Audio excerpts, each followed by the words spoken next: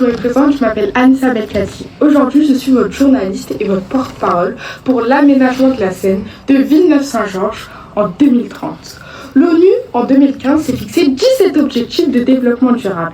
L'un d'entre eux est que les villes soient ouvertes à tous, sûres, résilientes et durables. Avec l'augmentation des températures estivales, Villeneuve-Saint-Georges fait face à des épisodes de chaleur de plus en plus intenses, pouvant atteindre 40 degrés. Le réchauffement climatique rend la vie difficile à vivre pendant l'été, ce qui pousse à imaginer des solutions locales. Un projet d'aménagement de la Seine a donc été pensé afin de créer des zones de fraîcheur. Accessibles à tous, des coins de baignade sécurisés seraient installés avec une surveillance adaptée, des pontons et des zones d'eau contrôlées. Autour de ces espaces, des zones ombragées, des zones d'arbres, des plantes et des lieux de repos permettraient de mieux supporter la chaleur. Des équipements utiles compléteraient le projet.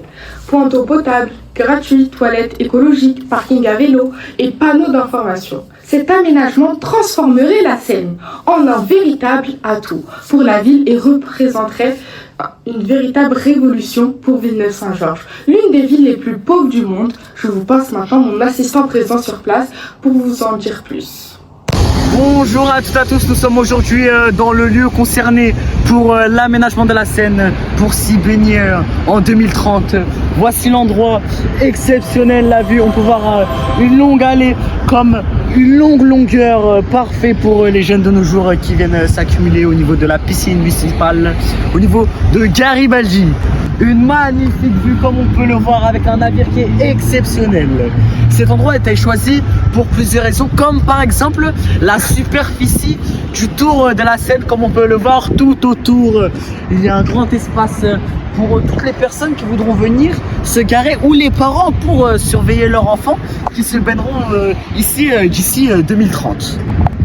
Ensuite, cet endroit j'ai choisi de manière stratégique. Pourquoi ?